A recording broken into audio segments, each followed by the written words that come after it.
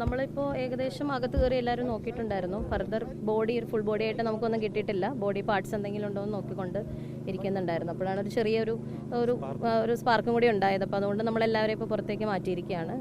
Safety അവരുടെയും കൂടെ ensure ചെയ്യേണ്ട ആവശ്യമുണ്ട്. നമുക്ക് സ്ഥിരീകരിച്ചിരിക്കുന്ന മരണം 7 ആണ്.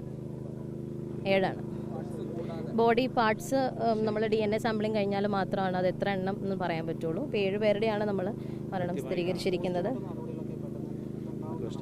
നമ്മൾ മാക്സിമം ഇന്ന് തന്നെ ചെയ്യാനായിട്ട് ശ്രമിക്കുന്നതാണ്.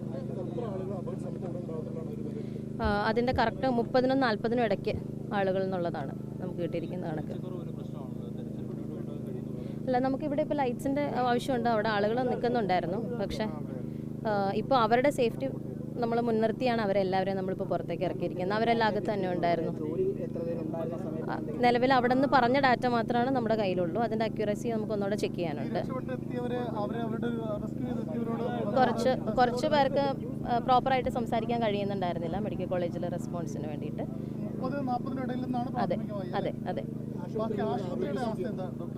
ആശുപത്രിയിൽ നമ്മുടെ ടീമിന് മാനേജ് ചെയ്യാൻ പറ്റുന്ന ആളുകൾ തന്നെയാണ്. എറണാകുളത്ത് നിന്നൊരു ടീം എത്തിയിട്ടുണ്ട്, പാലക്കാട് നിന്നൊരു ടീം എത്തിയിട്ടുണ്ട്, ട്രിവാൻഡ്രത്ത് നിന്നൊരു ടീം വന്നുകൊണ്ടിരിക്കുന്നുണ്ട്. പക്ഷേ നമ്മുടെ ടീമിന് ഓൾറെഡി മാനേജ് ചെയ്യാൻ പറ്റുന്നുണ്ട് എന്ന് തന്നെയാണ് അവർ പറഞ്ഞത്.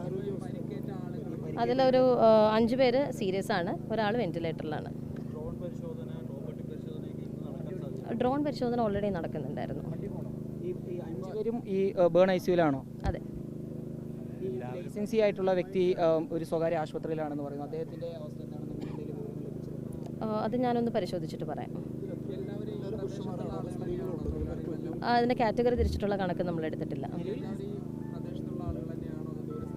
അതെല്ലാം നമുക്കിനി ആളുകളെ തിരിച്ചറിഞ്ഞ് റിലേറ്റീവ്സിൻ്റെ അടുത്തൊക്കെ സംസാരിച്ചിട്ട് മാത്രമാണ് ഫർദർ ഡീറ്റെയിൽസ്. 7 പേരാണ് നമുക്ക്.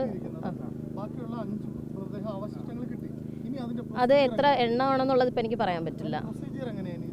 DNA സാമ്പിളിംഗ് അടക്കമുള്ളത് ചെയ്തിട്ട് വേണം നമുക്ക് ആളുകളെ തിരിച്ചറിയാനായിട്ട്. അത് നമ്മൾ എത്രയും പെട്ടെന്ന് ചെയ്ത് തീർക്കാൻ പറ്റുമോ അത്രയും പെട്ടെന്ന് നമ്മൾ ചെയ്ത് തീർക്കും. നമ്മൾ മാക്സിമം അതിന് വേണ്ടിയുള്ള സജ്ജീകരണങ്ങൾ ഒരുക്കുന്നുണ്ട് ഇപ്പോൾ മെഡിക്കൽ കോളേജിൽ.